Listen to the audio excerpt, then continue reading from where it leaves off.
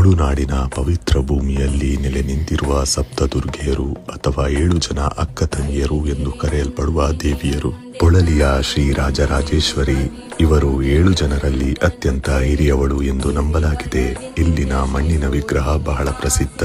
ಶ್ರೀ ಭಗವತಿ ಸಸಿಹಿತ್ಲು ಹಡಗಿನ ಮೂಲಕ ತುಳುನಾಡಿಗೆ ಬಂದಾಗ ಮೊದಲು ನೆಲೆ ನಿಂತ ಸ್ಥಳ.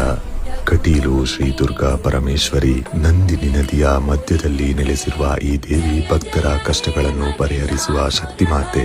ಶ್ರೀ ದುರ್ಗಾ ಪರಮೇಶ್ವರಿ ಬಪ್ಪನಾಡು ಇದು ಕೋಮು ಸೌಹಾರ್ದತೆಗೆ ಹೆಸರಾದ ಕ್ಷೇತ್ರ.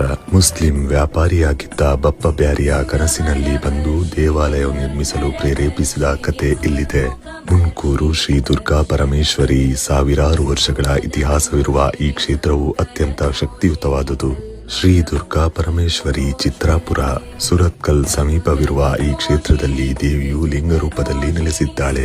ಶ್ರೀ ದುರ್ಗಾ ದೇವಿ ಕುಂಜಾರುಗಿರಿ ಉಡುಪಿ ಸಮೀಪದ ಗುಡ್ಡದ ಮೇಲೆ ನೆಲೆಸಿರುವ ಈ ದೇವಿಯನ್ನು ಪರಶುರಾಮರು ಪ್ರತಿಷ್ಠಾಪಿಸಿದರು ಎಂದು ನಂಬಿಕೆ ಇದೆ. ಪ್ರತಿ ಕ್ಷೇತ್ರವು ಒಂದು ಕತೆ, ಪ್ರತಿ ದೇವಾಲಯವು ಒಂದು ಪವಾಡ, ಪ್ರತಿ ದೇವಿಯೂ ಒಂದು ಶಕ್ತಿ.